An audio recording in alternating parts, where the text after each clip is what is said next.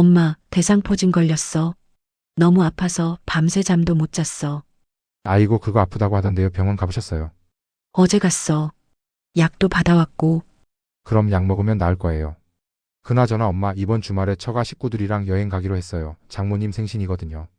그래, 잘 다녀와라. 사연 들어보소. 새로운 이야기입니다. 구독과 좋아요는 큰 힘이 됩니다. 감사합니다. 저는 평범한 가정에서 아들 하나를 키운 평범한 어머니입니다. 특별할 것도 없고 대단한 일을 한 것도 없는 그저 그런 삶이었죠. 하지만 제게는 하나뿐인 아들이 있었습니다. 옛날 사람이라 그런지 아들에 대한 애착이 남달랐어요. 주변에서는 아들을 너무 사랑한다고 말하는 사람도 있었지만 저는 그냥 제 마음이 그랬습니다. 아들이 어렸을 때부터 저는 그 아이에게 모든 걸 쏟아부었어요. 밤새 앓는 아이 곁에서 잠 한숨 못 자고 간호했던 날들이 떠오릅니다. 열이 조금만 올라도 가슴이 철렁 내려앉았죠. 학교에서 돌아오면 제일 먼저 아들 얼굴부터 살폈어요. 오늘은 기분이 좋은지 무슨 일이 있었는지 표정만 봐도 알 수 있었습니다. 남편은 무뚝뚝한 사람이었어요. 사랑한다는 말 한마디 제대로 해본 적 없는 사람이었죠. 그래서였을까요? 저는 아들에게서 제가 받지 못한 사랑을 채우려 했던 것 같습니다. 아들은 제 전부였고 제 삶의 이유였어요. 아들이 대학을 졸업하고 취직했을 때가 기억납니다. 첫 월급날이었어요. 저는 그날 저녁 아들이 좋아하는 갈비찜을 준비했습니다. 퇴근하고 돌아온 아들의 얼굴은 피곤해 보였지만 제 손을 잡으며 활짝 웃었죠. 엄마, 이거요. 아들이 건넨 건 월급 봉투였습니다. 봉투를 열어보니 한 푼도 쓰지 않은 월급이 그대로 들어 있었어요. 눈물이 핑 돌았습니다. 이걸 왜 엄마한테 주니? 내가 써야지. 제가 말했지만 아들은 고개를 저었어요. 엄마가 쓰세요. 저 키우느라 고생 많으셨잖아요. 그 말 한마디에 가슴이 뭉클했습니다. 이 아이를 키우길 참 잘했다는 생각이 들었죠. 남편은 옆에서 신문만 보고 있었지만 저는 아들 손을 꼭 잡았어요. 그때부터 아들은 매달 월급을 제 손에 쥐어줬습니다. 저는 그 돈으로 생활비를 보태고 아들 용돈을 챙겨줬어요. 아들은 한 번도 불평하지 않았습니다. 퇴근하고 돌아오면 아들은 항상 저를 찾았어요. 엄마, 오늘 뭐 먹고 싶어요? 매일 같은 질문이었지만 들을 때마다 기분이 좋았습니다. 회사에서 힘든 일이 있어도 집에 오면 저와 이런저런 이야기를 나눴죠. 오늘 상사가 제 보고서를 칭찬했어요. 우리 아들 대단하네. 엄마, 다음 달에 보너스 받으면 엄마 옷 사드릴게요. 이런 대화들이 제게는 행복 그 자체였습니다. 남편과는 나눠본 적 없는 다정한 대화였어요. 아들은 제가 무슨 말을 하든 귀 기울여 들어줬습니다. 제 하루 일과를 얘기하면 고개를 끄덕이며 들어줬고 시장에서 있었던 일을 얘기하면 재미있어 했죠.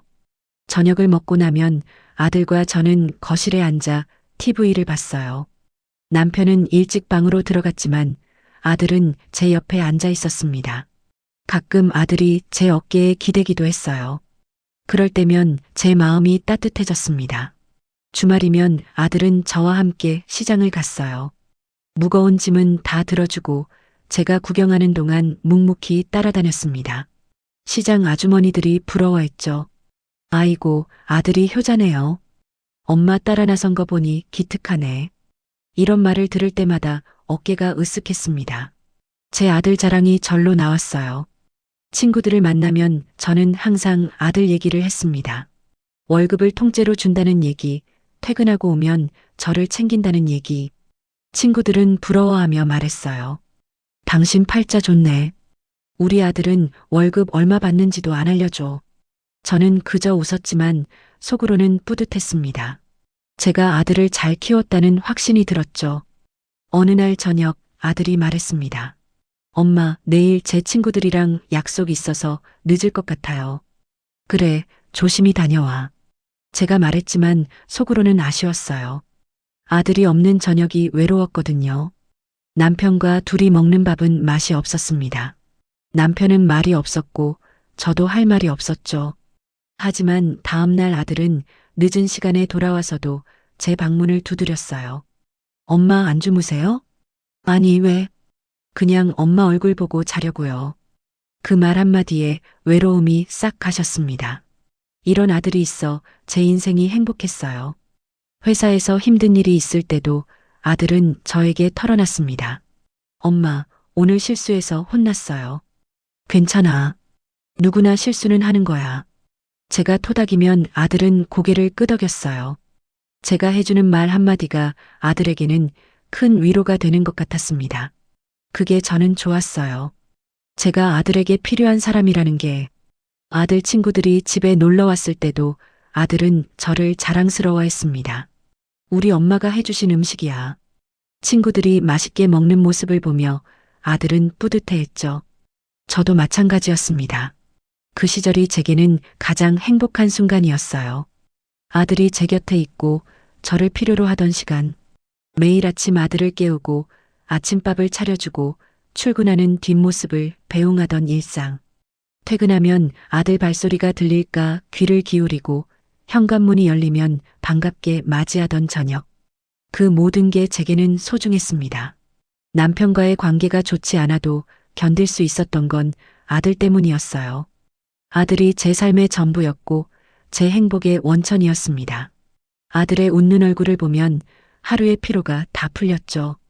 저는 그때 몰랐습니다. 이런 행복이 영원하지 않다는 걸. 아들도 언젠가는 자신의 가정을 꾸리고 떠나간다는 걸. 그저 이 순간이 계속되길 바랐어요. 아들이 제 곁에서 저를 챙겨주고 저와 이야기 나누는 시간이 영원하길 바랐습니다. 하지만 세월은 흘러갔고 아들은 자라났습니다. 그리고 어느 날 아들이 저에게 말했어요. 결혼하고 싶은 사람이 생겼다고.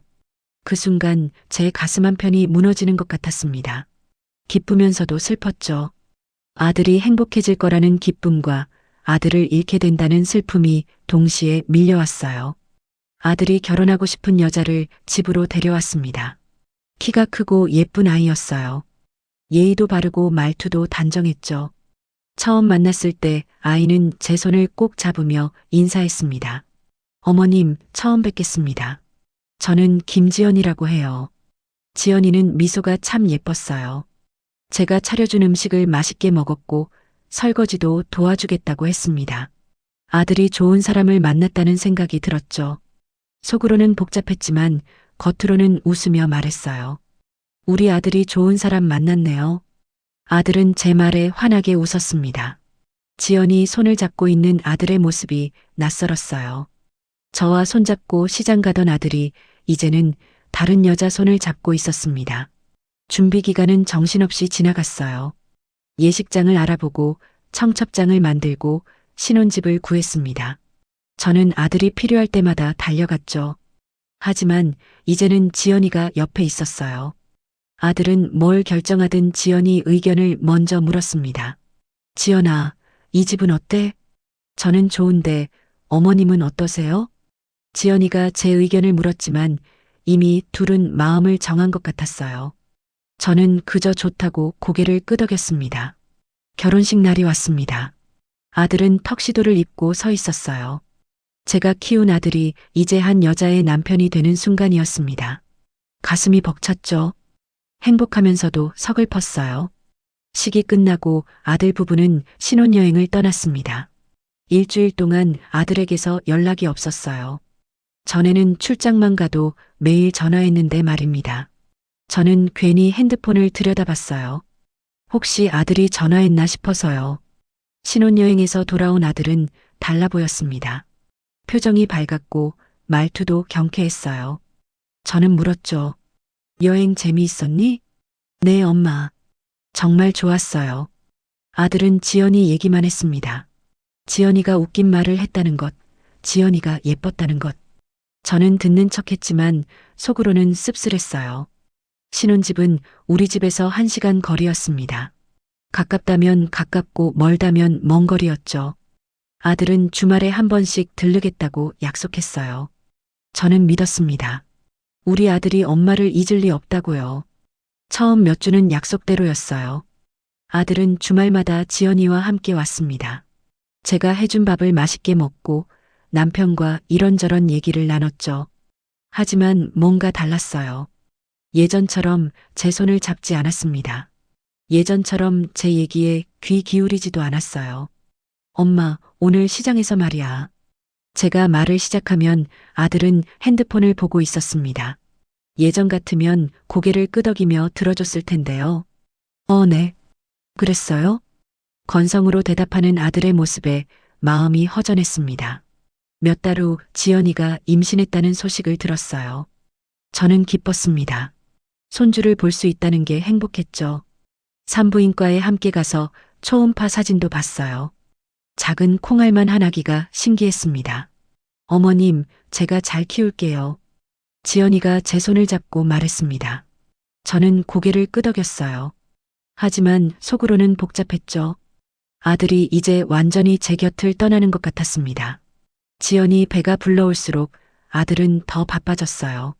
지연이를 챙기느라 정신이 없었습니다. 병원 갈 때마다 아들이 따라갔고 태교에 좋다는 음악회도 함께 갔죠. 저한테는 한 달에 한 번 전화할까 말까였어요. 엄마, 요즘 바빠서 못 가요. 지연이가 몸이 무거워서요.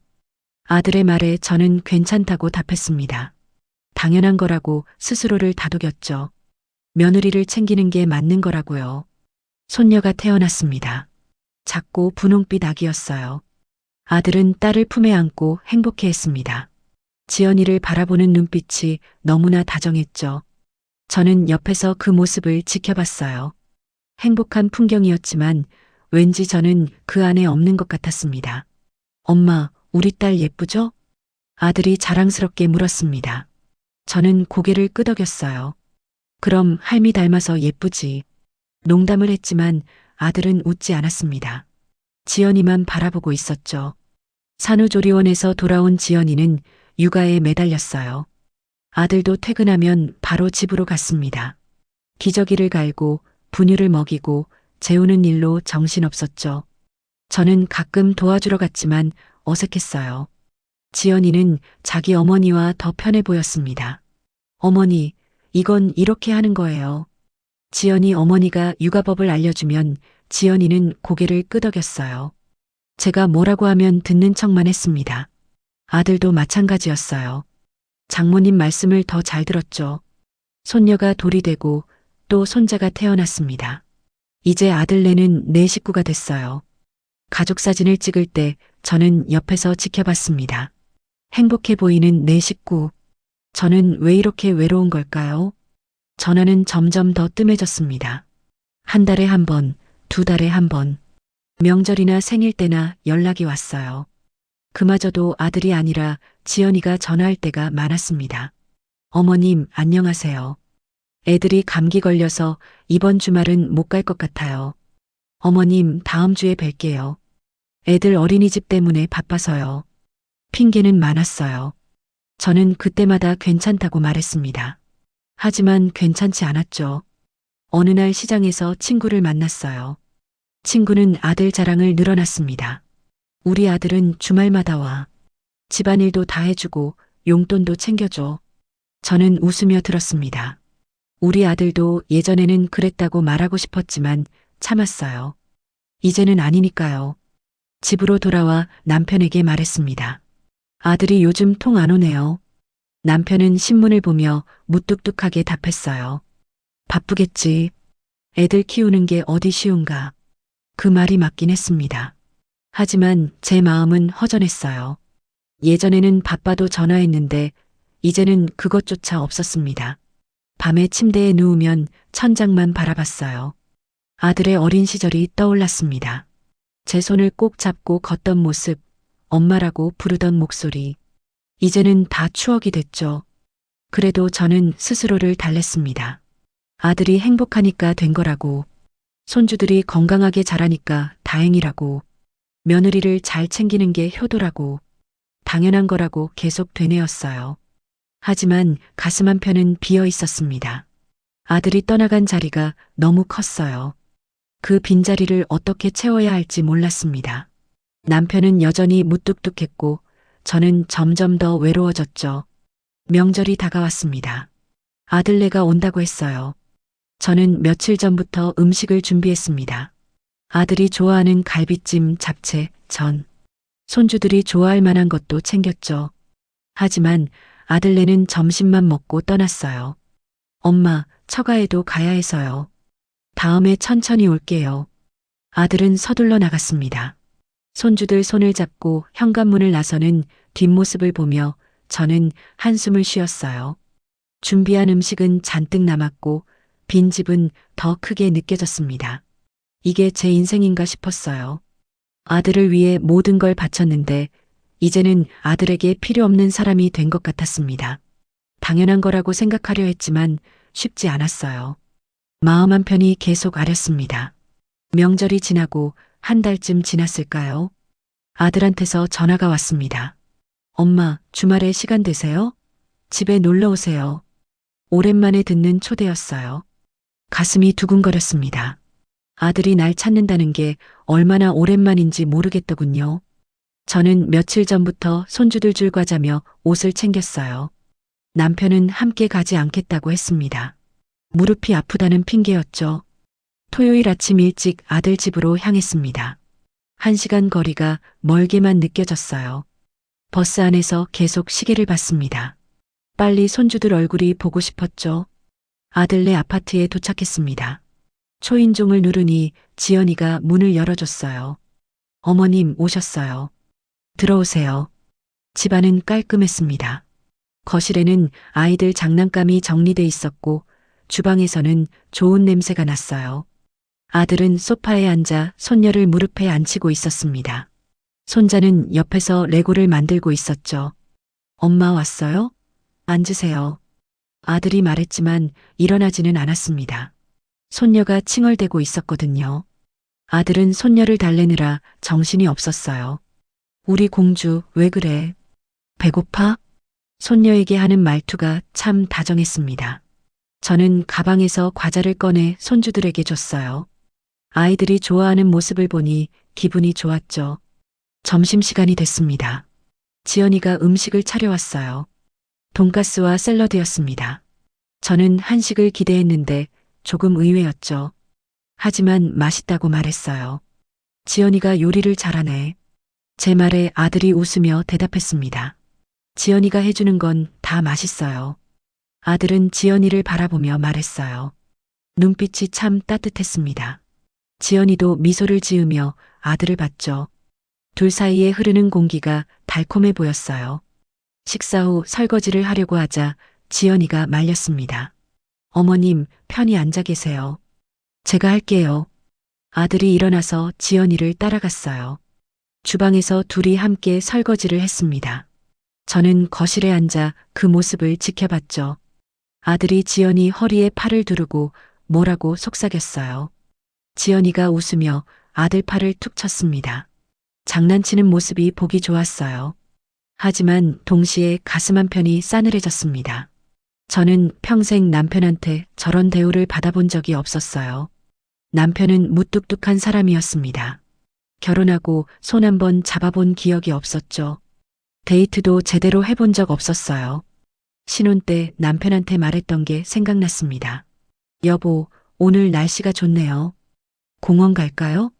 남편은 신문을 보며 대답했어요. 뭐하러? 집에서 쉬면 되지. 그게 답이었습니다. 저는 혼자 공원에 갔었죠. 벤치에 앉아 다른 부부들이 손잡고 걷는 모습을 부러워하며 봤어요. 아이를 낳고도 마찬가지였습니다. 남편은 육아에 관심이 없었어요. 아들이 밤에 울어도 코를 골았죠. 제가 아무리 흔들어 깨워도 일어나지 않았습니다. 애가 우는데 좀 봐줘요. 제가 말하면 남편은 투덜거렸어요. 당신이 보면 되잖아. 나는 내일 회사 가야 해. 저도 피곤했지만 참았습니다. 남자는 원래 그런 거라고 생각했죠. 아들이 아플 때도 혼자 병원에 갔었어요. 남편은 바쁘다며 회사에 갔습니다. 아들을 안고 버스를 타고 병원에 가던 날이 떠올랐죠. 비가 왔는데 우산도 제대로 못 썼어요. 아들만 안적게 품에 꼭 안았습니다. 그렇게 평생을 살았어요. 남편한테 사랑받는다는 느낌을 받아본 적이 없었습니다. 베풀어주는 것도 아껴주는 것도 없었죠. 당연한 거라고 생각했어요. 시집 온 여자는 그렇게 사는 거라고요. 그런데 지금 제 눈앞에 있는 아들은 달랐습니다. 지연이한테 이렇게나 다정했어요. 설거지도 함께하고 허리도 안아주고 농담도 주고받았습니다. 주방에서 나온 아들이 지연이 손을 잡고 소파에 앉았어요. 텔레비전을 보면서도 손을 놓지 않았습니다. 지연이가 뭐라고 하면 고개를 끄덕이며 들어줬죠. 손자가 다쳐서 울었을 때였어요. 아들이 벌떡 일어나 손자를 안아 올렸습니다. 우리 아들 괜찮아. 아빠가 봐줄게. 무릎에 난 상처를 소독하고 밴드를 붙여줬어요. 뽀뽀도 해주고 머리도 쓰다듬어줬습니다. 손자는 금방 웃음을 되찾았죠. 저는 그 모습을 보며 생각했습니다. 남편은 아들한테 저런 적이 없었다고. 아들이 다쳐서 울어도 남편은 무심했어요. 울지 마. 사내가 그까짓 거로 운다. 그게 전부였습니다. 위로도 없고 다독임도 없었죠. 저만 아들을 챙겼어요. 손녀가 아들 무릎에 앉았습니다. 아들은 손녀 머리를 빗겨주고 있었어요. 작은 머리핀으로 머리를 예쁘게 묶어줬습니다. 아빠 예뻐? 손녀가 물었어요. 당연하지. 우리 공주 제일 예뻐.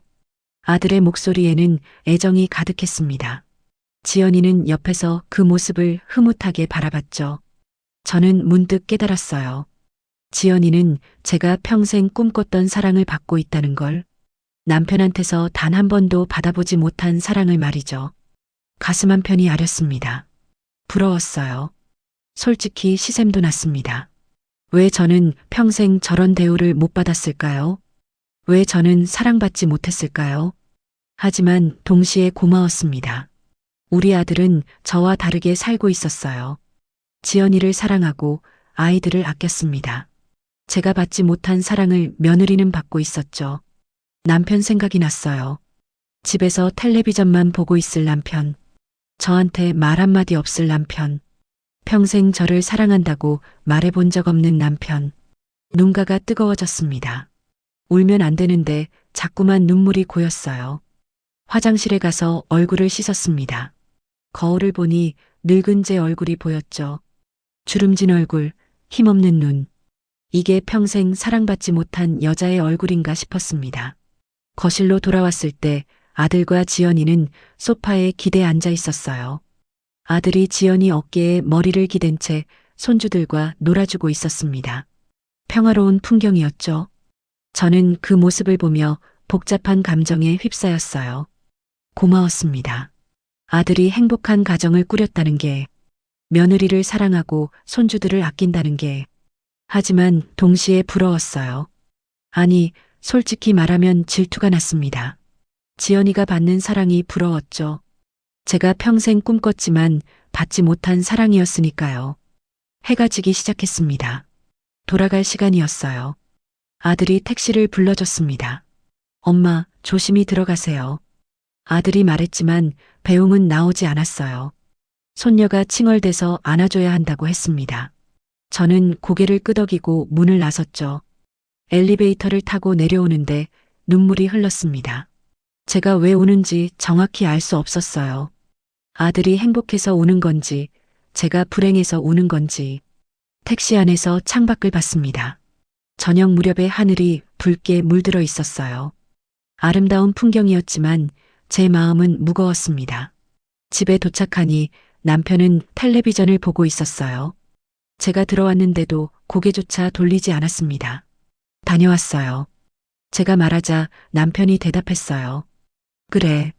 그게 전부였습니다. 어땠냐는 물음도 없었고 수고했다는 말도 없었죠. 저는 방으로 들어가 침대에 누웠습니다. 천장을 보며 생각했어요. 이게 제 인생이구나. 사랑받지 못하고 살아온 세월. 이제 와서 후회해봤자 소용없겠죠. 하지만 마음 한편이 계속 아렸습니다. 지연이가 부러웠어요. 아들한테서 받는 사랑이, 아이들한테 쏟는 정성이. 그게 다 제가 받지 못한 것들이었습니다. 고마우면서도 서러웠죠. 복잡한 감정이 가슴속에서 휘몰아쳤습니다.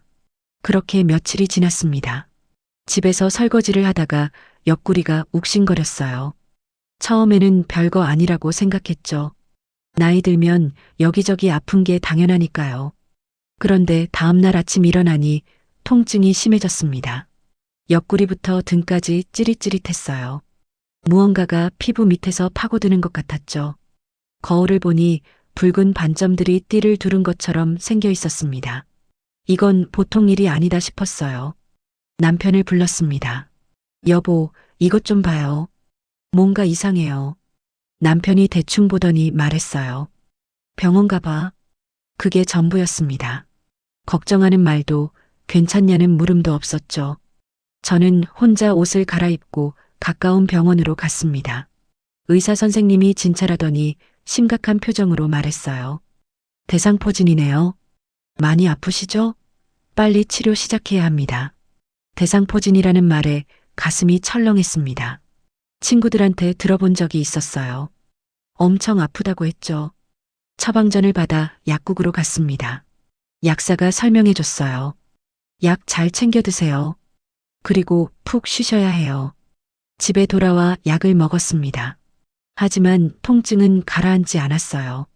오히려 시간이 갈수록 더 심해졌죠. 살이 찢어지는 것 같았습니다. 불에 댄 것처럼 따가웠고 바늘로 찌르는 것처럼 아팠어요. 밤이 됐습니다. 잠을 잘 수가 없었어요. 누울 때마다 옆구리가 닿아서 비명을 질렀죠. 옆으로 눕지도 못하고 천장만 바라봤습니다. 눈물이 흘렀어요. 이렇게 아픈 건 처음이었습니다. 옆에서 남편은 코를 골며 자고 있었어요. 저는 남편을 흔들어 깨웠습니다. 여보, 너무 아파요. 잠이 안 와요. 남편이 눈을 뜨더니 말했어요. 약 먹었잖아. 좀 참아. 그리고 다시 돌아 누워 잤습니다. 저는 혼자 통증을 견뎌야 했어요. 화장실에 가서 찬물로 얼굴을 씻었습니다. 거울 속 제 모습이 초라해 보였죠. 새벽까지 잠을 이루지 못했습니다. 아침이 되자마자 아들한테 전화했어요. 너무 아파서 누군가한테 말하고 싶었습니다. 여보세요, 아들아. 네, 엄마. 무슨 일이에요? 제가 상황을 설명했습니다. 대상포진에 걸렸다고, 너무 아프다고, 밤새 잠도 못 잤다고요. 아들의 반응을 기다렸죠. 아이고, 그거 아프다고 하던데요. 엄마, 병원 가보셨어요? 어제 갔어. 약도 받아왔고. 그럼 약 먹으면 나을 거예요. 푹 쉬세요. 아들의 목소리는 담담했습니다. 걱정하는 기색이 별로 없었어요. 제가 말했죠. 너무 아파서 잠도 못 자는데. 그래도 약 먹으면 괜찮아질 거예요. 제가 요즘 바빠서 당장 가긴 힘들고요. 아들은 바쁘다는 말만 했습니다. 언제 시간 나면 들을 거라고 했지만 확실하지 않았어요. 전화를 끊고 나니 허전했습니다. 제가 이렇게 아픈데 아들은 그저 말로만 걱정했죠. 지연이한테도 전화가 왔어요. 아들이 말했나 봅니다. 어머님, 많이 아프세요? 푹 쉬세요. 애들 챙기느라 제가 당장 못 가서 죄송해요. 지연이의 말도 비슷했습니다. 미안하다는 말만 있었지 행동은 없었어요. 저는 괜찮다고 대답했죠. 뭐라고 더 말할 수가 없었습니다. 다음 날 병원에 가야 했어요. 의사 선생님이 경과를 봐야 한다고 했습니다. 남편한테 부탁했죠. 여보, 병원 좀 데려다 줘요. 남편은 투덜거렸습니다. 내가 운전해야 하나? 택시 타고 가면 되지. 하지만 결국 차를 끌고 나왔어요. 병원까지 가는 내내 말이 없었습니다. 저는 조수석에 앉아 통증을 참으며 창밖만 봤죠. 병원에 도착했습니다. 남편은 차에서 기다리겠다고 했어요. 저는 혼자 진료실로 들어갔습니다. 의사 선생님이 상처를 보더니 말했어요. 많이 진행됐네요. 통증이 심하시죠? 네, 잠도 못 잤어요. 이런 경우 주변 분들이 많이 도와주셔야 하는데요. 의사 선생님의 말에 눈물이 났습니다. 도와줄 사람이 없었어요. 남편은 무뚝뚝하고 아들은 바빴습니다. 처방전을 받아 나왔죠. 차로 돌아가는데 다리에 힘이 없었어요. 걸음마다 옆구리가 쑤셨습니다. 남편은 차 안에서 핸드폰만 보고 있었어요. 제가 차에 타자 시동을 걸었습니다. 약국 들렀다가요. 제가 말하자 남편이 짜증 섞인 목소리로 답했어요. 빨리 해. 나 약속 있어. 약국에서 약을 받는 동안 남편은 차에서 기다렸습니다. 저는 서둘러 약을 받아 차로 갔죠. 집에 도착하니 남편은 곧바로 나갔어요. 친구 만난다고 했습니다. 혼자 집에 남았습니다. 약을 먹고 침대에 누웠어요. 통증이 계속됐습니다. 온몸이 쑤시고 아팠죠. 약이 듣지 않는 것 같았어요. 핸드폰을 보니 아들한테서 문자가 와 있었습니다. 엄마, 괜찮으세요? 조심하세요. 고작 문자 한 통이었어요. 전화 한 통 없었고 방문도 없었습니다. 제가 이렇게 아픈데 말이죠. 며칠이 그렇게 지났습니다. 병원을 오갈 때마다 남편한테 부탁해야 했어요. 남편은 매번 귀찮아했습니다. 운전만 해줄 뿐 위로의 말은 한마디도 없었죠. 다 나았어? 아니, 아직 아파. 약 먹으면 낫겠지. 대화는 거기서 끝이었습니다. 남편은 제가 얼마나 힘든지 관심이 없었어요. 밤에 제가 잠 못 자고 뒤척여도 모르는 척 했습니다. 일주일이 지났습니다. 아들한테서 전화가 왔어요. 엄마, 좀 나았어요? 응, 그래도 아직 많이 아파. 그래도 약 먹으면 나을 거예요. 제가 이번 주말에 처가 가야 해서요. 다음에 들를게요. 아들은 처가에 간다고 했습니다. 장모님 생신이라고 했어요. 제 마음이 무너졌습니다. 저는 이렇게 아픈데 아들은 처가에 가는 거였죠. 그래, 다녀와라. 제가 말했지만 목소리가 떨렸어요. 아들은 눈치채지 못했습니다. 네, 엄마. 건강 조심하세요. 전화를 끊고 침대에 앉았습니다. 눈물이 주르륵 흘렀어요. 내가 얼마나 아픈지 아무도 모르는 것 같았습니다. 대상포진이 얼마나 고통스러운지, 밤마다 잠 못 자고 우는지 아무도 몰랐어요. 남편은 저녁에 들어와서도 물었습니다. 밥 했어? 아파서 못했어요.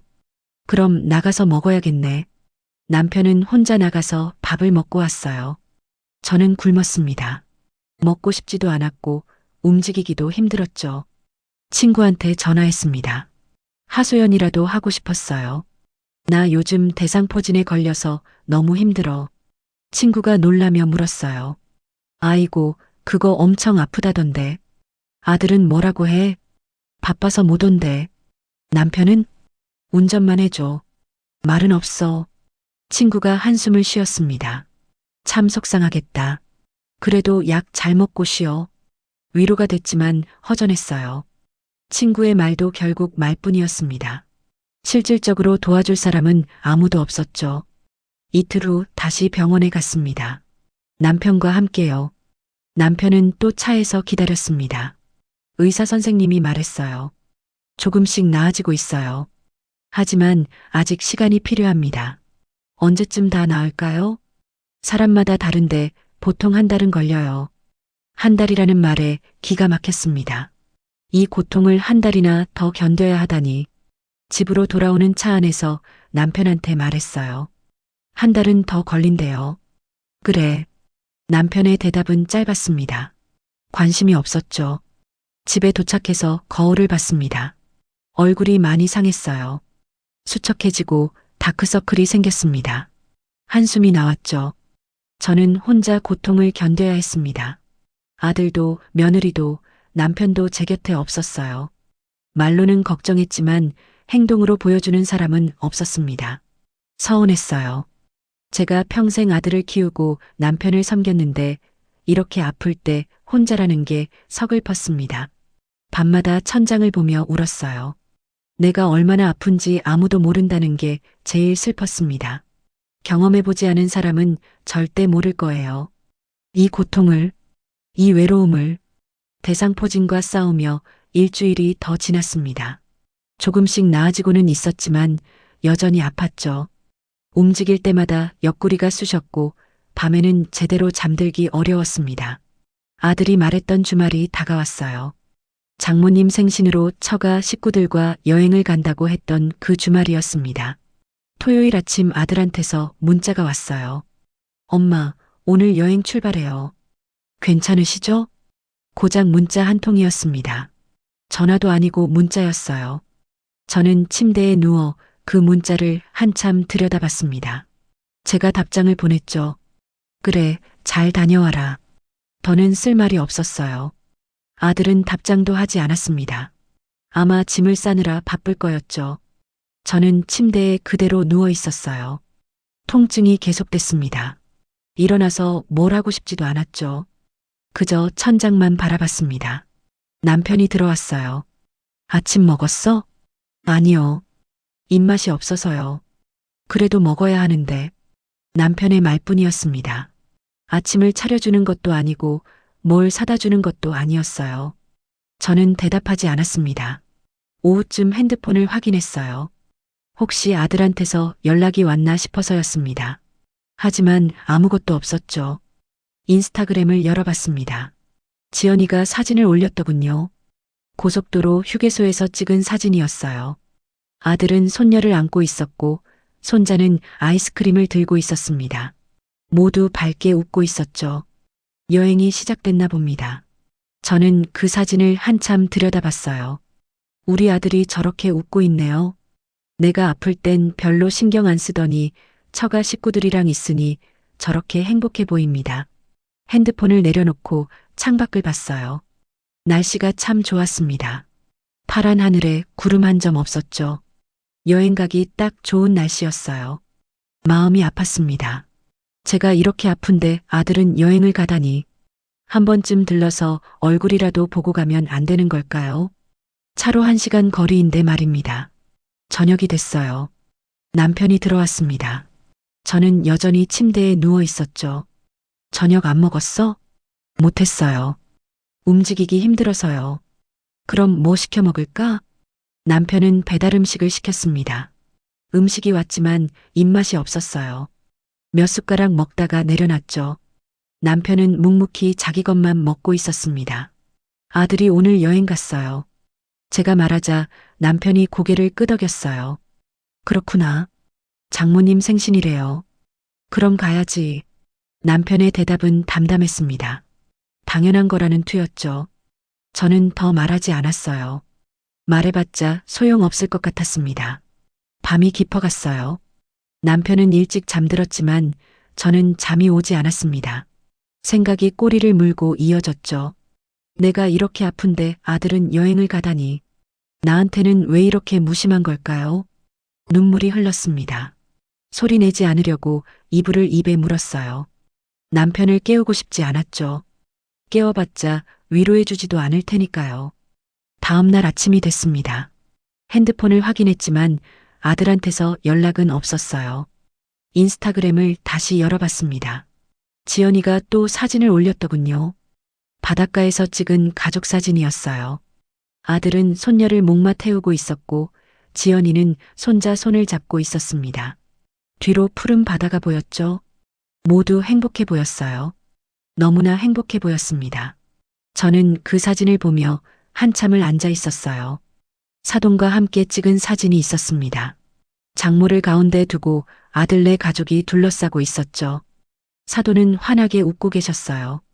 마음이 복잡했습니다. 질투가 났어요. 사돈이 부러웠죠. 생신이라고 저렇게 여행까지 가주다니. 저는 생일 때 뭘 받았나요? 전화 한 통이었습니다. 작년 제 생일이 떠올랐어요. 아들한테서 전화가 왔었습니다. 엄마, 생신 축하해요. 건강하세요. 그게 전부였어요. 선물도 없었고 방문도 없었습니다. 바쁘다고 했죠.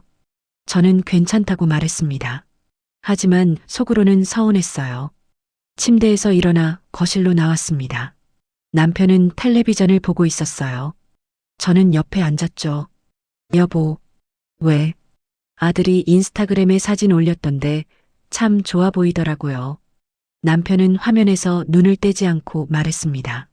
그래. 장모님 생신이라고 가족여행을 가다니. 우리는 생일 때 뭘 받았나 싶어서요. 생일이 뭐가 중요해. 건강하게 사는 게 중요하지. 남편의 말이 맞긴 했어요. 하지만 제 마음은 그렇지 않았습니다. 저도 저런 대우를 받고 싶었어요. 아들 가족이 여행이라도 함께 가자고 하면 좋겠다고 생각했죠. 당신은 안 서운해요? 제가 물었습니다. 남편이 저를 쳐다봤어요. 뭐가? 아들이 우리한테는 무심한 것 같아서요. 바쁘니까 그러겠지. 뭘 그렇게 따지고 사나? 남편은 다시 텔레비전을 봤어요. 대화는 거기서 끝이었습니다. 저는 한숨을 쉬고 방으로 들어갔죠. 침대에 누워 생각했어요. 남편한테 속마음을 털어놓고 싶었는데 그것도 쉽지 않더군요. 남편은 제 마음을 이해하지 못했습니다. 아니, 이해하려고 하지 않았어요. 문득 깨달았습니다. 당신도 나 아플 때 제대로 돌봐준 적 없잖아요. 그런데 왜 아들한테만 기대했을까요? 평생 남편한테서 받지 못한 사랑을 아들한테 기대한 건지도 모르겠습니다. 일요일 저녁이 됐어요. 아들한테서 전화가 왔습니다. 엄마, 여행 잘 다녀왔어요. 그래, 재미있었니? 네, 장모님이 너무 좋아하셨어요. 애들도 바다에서 놀고 조개도 줍고요. 아들은 신나게 여행 얘기를 했어요. 저는 듣고만 있었습니다. 끼어들 틈이 없었죠. 엄마는 좀 나았어요? 응, 그래도 아직 아파. 약 잘 챙겨 드세요. 저희는 애들 재우고 쉬어야 해서 일찍 자야겠어요. 전화는 짧게 끝났습니다. 아들은 여행 얘기만 하고 끊었어요. 제가 주말 동안 얼마나 외로웠는지, 얼마나 아팠는지는 묻지 않았습니다. 저는 핸드폰을 내려놓고 창밖을 봤어요. 어둠이 깔려 있었습니다. 거리의 가로등만 희미하게 빛나고 있었죠. 친구한테 전화했습니다. 하소연이라도 하고 싶었어요. 나 요즘 너무 힘들어. 친구가 물었습니다. 대상포진 아직 안 나았어? 조금 나아지긴 했는데 마음이 더 아파. 왜? 아들이 나 아픈데 주말 내내 처가 식구들이랑 여행 갔더라. 장모님 생신이래. 친구가 한숨을 쉬었어요. 참 속상하겠다. 문자라도 자주 보냈어? 토요일 아침에 한 번, 일요일 저녁에 전화 한 번. 그게 다야. 아이고. 친구의 목소리에 안타까움이 묻어났습니다. 남편한테 말하고 싶은데 그것도 어려워. 나 아플 때 제대로 챙겨주지도 못하고. 남편들이 다 그렇지 뭐. 친구의 말에 씁쓸한 웃음이 나왔어요. 남편들이 다 그렇다고요. 그럼 여자들은 평생 이렇게 외롭게 사는 건가요? 전화를 끊고 침대에 누웠습니다. 옆에서 남편이 코를 골고 있었어요. 저는 혼자 천장을 바라봤죠. 밤마다 이렇게 깨어 있었습니다. 생각이 많아지는 시간이었어요. 제 인생이 뭐였나 싶었죠. 아들 키우고 남편 뒷바라지하고 그게 전부였습니다. 그런데 이제 와서 돌아보니 제게 남은 게 뭐가 있나요? 아들은 주말 내내 처가 식구들과 여행을 다녀왔고 남편은 제 옆에서 코를 골고 있습니다. 저는 혼자 아픔을 사귀고 있었어요. 눈물이 또 흘렀습니다. 소리 내지 않으려고 이불로 얼굴을 가렸어요. 마음속에 쌓인 서운함이 터져나왔죠. 왜 나는 이렇게 외로운 걸까요? 왜 아무도 제 마음을 알아주지 않는 걸까요? 새벽까지 잠들지 못했습니다. 하늘이 밝아올 때까지 천장만 바라봤어요. 대상포진의 통증보다 마음의 아픔이 더 컸습니다. 몸은 약으로 나을 수 있지만 마음은 어떻게 치유해야 할지 몰랐어요. 아침이 됐습니다. 거울을 봤어요. 눈이 퉁퉁 부어 있었고 얼굴은 창백했습니다. 이게 제 모습이구나 싶었죠. 사랑받지 못하고 외면당하는 여자의 얼굴. 혼자 마음을 사겠습니다. 누구한테도 말할 수 없었어요. 남편은 이해하지 못했고 아들은 바빴습니다. 친구한테 하소연해봤자 위로뿐이었죠. 그렇게 또 하루가 지나갔습니다. 그렇게 또 밤이 왔어요. 저는 계속 혼자였습니다. 서운함과 외로움만 쌓여갔죠. 그렇게 한 달이 지났습니다. 대상포진은 천천히 나아지고 있었어요. 상처는 아물었고 통증도 많이 줄어들었죠. 하지만 마음의 상처는 여전했습니다. 아들에 대한 서운함, 남편에 대한 섭섭함, 그게 가슴속에 그대로 남아 있었어요. 병원에서 완치 판정을 받았습니다. 의사 선생님이 말했죠. 이제 다 나으셨어요. 수고 많으셨습니다. 그래도 조심하셔야 합니다. 저는 고개를 끄덕였어요. 몸은 나았지만 마음은 아직이었습니다. 아들한테 전화했습니다. 아들아, 나 대상포진 나아졌다고 하네. 다행이네요, 엄마. 고생 많으셨어요. 아들의 목소리는 담담했어요. 저는 더 할 말이 없었습니다. 전화를 끊고 한숨을 쉬었죠. 2달이 지나고 3달이 지났습니다. 일상으로 돌아왔지만 뭔가 달라진 게 있었어요. 제 마음이었습니다. 아들에게 기대하지 않게 됐죠. 어차피 바쁜 아들이니까요. 그러던 어느 날이었어요. 아들한테서 전화가 왔습니다. 목소리가 심각했어요. 엄마, 장인어른이 대상포진에 걸리셨대요. 그 말을 듣는 순간 가슴이 철렁했습니다. 대상포진이요. 제가 겪었던 그 고통을 장인어른도 겪게 되는 거였죠. 그래, 많이 아프시겠네. 네, 엄마. 장모님이 걱정이 많으세요. 저희가 가서 좀 도와드려야 할 것 같아요. 아들은 장인어른을 돕겠다고 했습니다. 저는 괜찮다고 말했어요. 당연히 가야죠. 며칠 후 아들한테서 또 전화가 왔어요. 엄마, 장인어른 정말 많이 아프세요. 밤에 잠도 못 주무시고 계속 신음하세요. 아들의 목소리에 당황함이 묻어났습니다. 저는 잠자코 들었어요. 병원에 모시고 갔는데 의사 선생님이 심하다고 하시더라고요. 통증이 너무 심하셔서 진통제를 드시는데도 소용이 없대요. 아들이 계속 말했습니다. 장인어른이 얼마나 힘들어 하시는지, 장모님이 얼마나 걱정하시는지. 저는 듣고만 있었죠. 지연이랑 제가 교대로 밤에 간병하고 있어요. 장인어른 혼자 두기가 너무 걱정돼서요. 그제야 아들이 깨닫고 있는 것 같았습니다. 대상포진이 얼마나 고통스러운지를. 일주일 후였어요. 아들이 집에 왔습니다. 얼굴이 많이 지쳐 보였어요. 눈 밑에 다크서클이 생겼고 입가에 피로가 서려 있었죠. 거실 소파에 앉은 아들은 한참 동안 말이 없었습니다. 저는 차를 내왔어요. 아들이 천천히 입을 열었죠. 엄마, 왜? 장인어른 간병하면서 깨달았어요. 아들이 저를 바라봤습니다. 눈빛이 진지했어요. 대상포진이 이렇게 아픈 병인 줄 몰랐어요. 장인어른이 밤마다 아파서 우시는 거 보니까 가슴이 아프더라고요.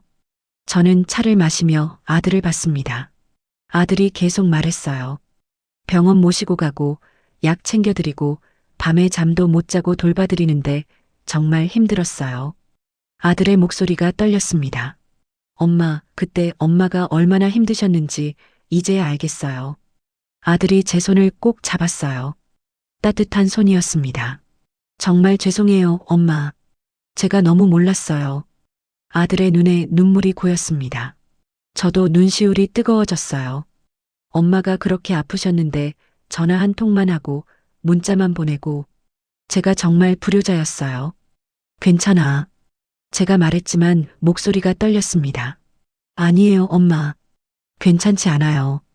장인어른 간병하면서 계속 엄마 생각이 났어요. 엄마도 이렇게 힘드셨을 텐데. 아들이 고개를 숙였어요. 어깨가 떨리는 게 보였습니다. 그때 현관문이 열렸어요. 지연이가 들어왔습니다. 손에 과일 바구니를 들고 있었죠. 어머님, 안녕하세요. 지연이가 인사했습니다. 평소와 달리 표정이 무거워 보였어요. 아들 옆에 앉은 지연이도 제 손을 잡았습니다. 어머님, 지연이의 목소리가 떨렸어요. 아버지 간병하면서 많은 생각을 했어요. 대상포진이 이렇게 무서운 병인 줄 정말 몰랐어요. 지연이의 눈에도 눈물이 고였습니다. 어머님이 그때 얼마나 힘드셨을지 제가 너무 몰랐어요. 죄송해요. 지연이가 눈물을 흘렸어요. 진심이 느껴졌습니다. 전화로 괜찮으시냐고만 물어보고 푹 쉬시라고만 말하고 정말 죄송해요. 괜찮아. 제가 지연이 손을 잡았습니다. 아니에요, 어머님. 직접 겪어보니까 알겠더라고요. 이건 전화로 안부 묻는다고 되는 게 아니에요. 옆에서 돌봐드려야 하는 거였어요. 지연이가 말했습니다. 아들도 고개를 끄덕였어요. 엄마, 저희가 정말 잘못했어요. 이제라도 알게 돼서 다행이에요. 아들이 다시 제 손을 꼭 잡았습니다. 저는 두 사람을 번갈아 봤어요. 진심으로 사과하는 모습이었습니다. 가슴속에 쌓였던 서운함이 스르르 풀리는 느낌이었어요. 그동안 맺혔던 응어리가 녹아내렸습니다. 아들과 며느리가 깨닫게 됐다는 게 고마웠죠. 너희가 알아줘서 고마워. 제가 말하자 아들이 눈물을 닦았어요. 앞으로는 더 자주 올게요, 엄마. 그리고 아프시면 바로 말씀하세요. 그래. 저는 고개를 끄덕였습니다. 지연이도 말했어요. 어머님, 건강 꼭 챙기세요. 저희가 더 신경 쓸게요. 세 사람은 한참을 이야기했습니다. 아들과 지연이는 장인어른 간병하면서 느꼈던 것들을 얘기했어요. 얼마나 힘들었는지, 얼마나 미안했는지. 저는 듣고만 있었습니다. 아들과 며느리의 진심이 느껴졌죠. 정말로 미안해하고 있었어요. 저녁 무렵 아들네가 돌아갔습니다. 현관문 앞에서 아들이 저를 꼭 안았어요. 엄마 사랑해요. 건강하세요. 오랜만에 듣는 말이었습니다. 가슴이 따뜻해졌어요. 문을 닫고 거실로 돌아왔습니다. 소파에 앉아 생각했죠. 아들이 저를 이해하게 됐다는 게 다행이었습니다. 며느리도 제 마음을 알아줬고요. 하지만 동시에 다른 생각이 들었어요. 만약 장인어른이 대상포진에 걸리지 않았다면 어땠을까요? 아들은 계속 모르고 지냈겠죠. 제가 얼마나 힘들었는지 그때 깨달았습니다. 결국 사람은 직접 가까이서 겪어봐야 안다는 걸. 아무리 말로 설명해도 소용없어요. 경험해야만 이해하게 되는 거였습니다. 그리고 또 하나를 깨달았어요. 건강은 결국 내 스스로 지켜야 한다는 것을. 아들이 아무리 걱정해줘도 며느리가 아무리 신경 써줘도 아픈 건 제 몸이었습니다. 남편도 마찬가지였어요. 남편한테 기대봤자 소용없었죠. 결국 제 건강은 제가 챙겨야 했습니다. 밤에 침대에 누웠어요. 옆에서 남편이 코를 골고 있었습니다. 저는 천장을 바라봤죠. 아들이 사과했고 며느리도 미안해했습니다. 서운했던 마음이 풀렸어요. 하지만 동시에 새로운 깨달음이 왔습니다.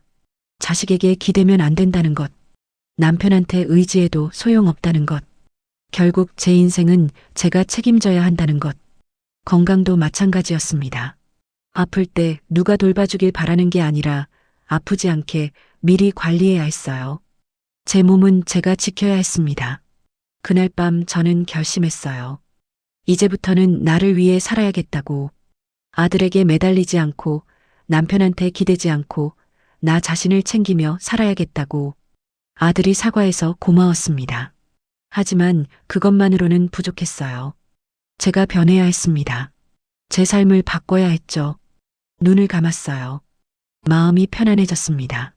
아들에 대한 서운함도 풀렸고 앞으로 어떻게 살아야 할지도 알게 됐죠. 이제는 나를 위한 시간이었습니다. 그날 밤의 결심은 진심이었습니다. 다음 날 아침부터 저는 달라졌어요. 일어나자마자 운동복을 꺼내 입었죠. 오랜만에 입는 옷이었습니다. 어디가? 남편이 물었어요. 산책하러요. 건강 챙겨야죠. 그래. 남편의 대답은 짧았지만 저는 상관없었습니다. 집 근처 공원으로 향했어요. 아침 공기가 상쾌했죠. 벤치에 앉아 계신 어르신들이 보였습니다. 천천히 걷기 시작했어요. 처음에는 숨이 찼습니다. 그동안 움직이지 않아서 몸이 굳어 있었죠. 하지만 괜찮았어요. 천천히 하면 되니까요. 한 바퀴를 돌고 나니 기분이 좋아졌습니다. 땀이 나고 심장이 뛰었어요. 살아있다는 느낌이 들었죠. 집으로 돌아와 씻고 나니 상쾌했습니다. 오늘부터 매일 산책할 거예요. 남편한테 말했어요. 남편은 고개를 끄덕였습니다. 관심이 없었지만 상관없었어요. 이건 제가 저를 위해 하는 일이었으니까요. 다음 날도 공원에 갔습니다. 그 다음 날도 갔죠. 일주일이 지나니 익숙해졌어요. 공원에서 매일 만나는 어르신들과도 인사를 나누게 됐습니다. 매일 나오시네요. 한 할머니가 말을 걸었어요. 네, 건강 챙기려고요. 잘하시네요.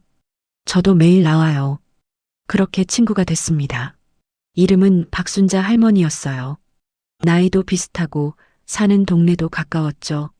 순자 할머니와 함께 걷다 보니 시간이 금방 갔습니다. 이런저런 얘기를 나눴어요. 손주 자랑도 하고 남편 불평도 했습니다. 웃으며 걷는 시간이 행복했죠. 한 달이 지났습니다. 몸이 가벼워졌어요. 숨도 덜 찼고 다리에 힘이 생겼습니다. 거울을 보니 얼굴색도 좋아진 것 같았어요. 여보, 나 요즘 건강해진 것 같지 않아요? 남편한테 물었습니다. 그래. 남편은 별 관심이 없었지만 괜찮았어요. 저 스스로 느끼는 게 중요했으니까요. 병원에서 정기검진을 받았습니다. 의사 선생님이 말했어요. 건강하시네요. 뭐 특별히 관리하시는 게 있으세요? 매일 산책하고 식단도 신경 쓰고 있어요. 잘하고 계시네요. 이대로 유지하세요. 의사 선생님의 말에 뿌듯했습니다. 제가 저를 잘 챙기고 있다는 증거였죠. 약국에 들러 건강보조제를 샀어요. 관절에 좋다는 것, 뼈에 좋다는 것.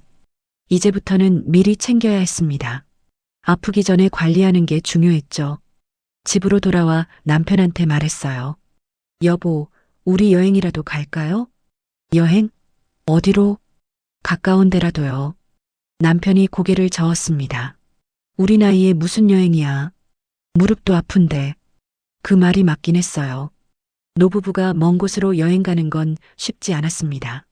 몸도 불편하고 피곤하기도 했죠. 그럼 가까운 데라도 다녀요. 시장이나 구경하고. 그건 괜찮지. 남편이 동의했습니다. 주말에 남편과 함께 시장에 갔어요. 오랜만에 둘이 나들이 하는 거였죠. 시장은 활기찼습니다. 사람들이 북적이고 장사하는 소리가 들렸어요. 남편과 나란히 걸었습니다. 이것저것 구경하며 걸었죠. 이거 사요. 제가 과일을 가리키자 남편이 지갑을 꺼냈어요. 함께 장을 보는 게 오랜만이었습니다. 젊었을 때도 이렇게 안 했는데요. 시장 끝에 있는 카페에 들어갔습니다. 요즘 생긴 곳이었어요. 깔끔하고 예뻤죠. 커피 2잔 주세요. 남편이 주문했습니다. 창가 자리에 앉아 커피를 마셨어요. 남편과 마주 앉아 있으니 묘한 기분이었습니다. 결혼한 지 수십 년이 지났지만 이렇게 카페에 앉아본 적이 별로 없었어요. 맛있네요. 제가 말하자 남편이 고개를 끄덕였습니다. 그래. 대화가 많지는 않았어요. 하지만 괜찮았습니다. 이렇게 함께 있는 것만으로도 나쁘지 않았죠. 집으로 돌아오는 길에 남편이 말했어요. 다음에 또 나오자. 그래요. 저는 웃으며 대답했습니다. 남편도 변하고 있었어요. 아주 조금씩이지만요. 동네 복지관에도 등록했습니다.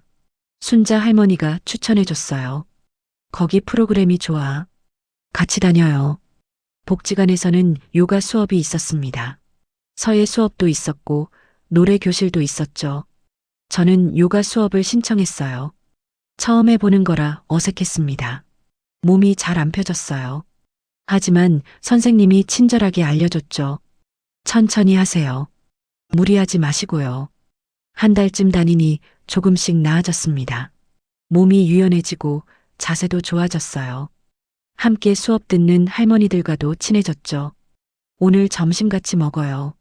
수업 끝나고 다 같이 식당에 갔습니다. 순자 할머니, 영희 할머니, 정숙 할머니, 4명이서 밥을 먹으며 수다를 떨었어요. 우리 아들이 말이야. 누군가 아들 얘기를 시작하면 다들 한마디씩 했습니다. 저도 가끔 아들 얘기를 했어요. 하지만 예전처럼 집착하지는 않았죠. 아들은 아들 인생 사는 거지. 우리는 우리 인생 살아야죠. 제가 말하자 할머니들이 고개를 끄덕였어요. 맞아, 맞아. 다들 공감했습니다. 나이 들면서 깨닫는 진리였죠. 저녁에 아들한테서 전화가 왔어요. 엄마, 뭐 하세요? 친구들이랑 복지관 다녀왔어. 복지관이요? 아들이 놀란 것 같았습니다. 응, 요가 배우고 있어. 재미있더라. 그래요? 좋네요, 엄마. 아들의 목소리에 안도감이 묻어났어요. 엄마가 건강하게 지내니 안심되나 봅니다. 너무 자주 전화하지 마. 엄마 바빠. 제가 농담처럼 말했죠. 아들이 웃었어요. 네, 엄마. 건강하세요. 전화를 끊고 미소가 지어졌습니다. 이제 저는 아들한테 기대지 않았어요. 아들이 전화 안 해도 서운하지 않았습니다. 제 삶이 충만했으니까요. 경로당에도 가끔 들렀습니다. 동네 어르신들과 화투도 치고 차도 마셨어요. 웃으며 시간을 보내는 게 즐거웠죠. 생활 반경은 줄어들었습니다.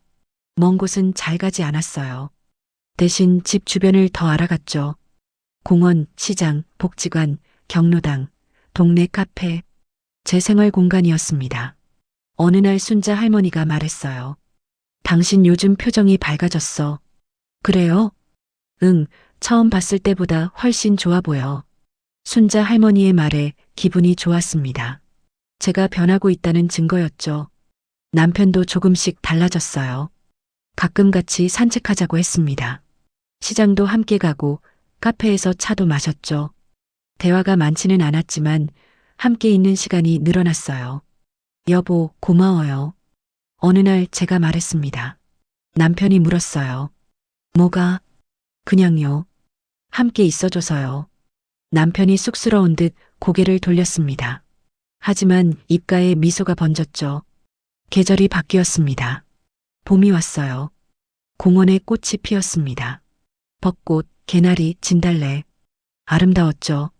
순자 할머니와 함께 벚꽃 구경을 갔어요. 꽃잎이 바람에 날렸습니다. 사진도 찍고 벤치에 앉아 도시락도 먹었죠. 행복하네요. 제가 말하자 순자 할머니가 웃었어요. 그렇지. 이런 게 행복이야. 맞았습니다. 거창한 게 아니었어요. 이렇게 친구와 함께 꽃 구경하고 도시락 먹는 것. 그게 행복이었죠. 집으로 돌아와 거울을 봤습니다. 얼굴이 환해 보였어요. 눈에 생기가 돌았고 입가에 미소가 있었습니다. 이게 제 모습이구나 싶었죠. 저는 이제 행복했습니다. 아들에게 기대지 않고 남편한테만 의지하지 않고 제 삶을 살고 있었어요. 건강을 챙기고 친구들과 어울리고 소소한 일상을 즐겼죠. 생활 반경은 좁았지만 괜찮았어요. 먼 곳 갈 필요 없었습니다. 집 주변에서 충분히 행복할 수 있었으니까요. 저는 당당한 시니어였습니다. 누구한테 의지하지 않고 제 인생을 책임지며 사는 여자. 소소하지만 건강하고 작지만 행복한 일상. 그게 제 삶이었어요. 밤에 침대에 누워 생각했습니다. 제 인생이 헛되지 않았다고. 아들도 키웠고 남편도 돌봤어요. 이제는 나를 위한 시간이었죠. 눈을 감았습니다. 마음이 평온했어요. 내일도 공원에 가고 친구들을 만나고 건강하게 살 거예요. 그게 제가 선택한 삶이었습니다.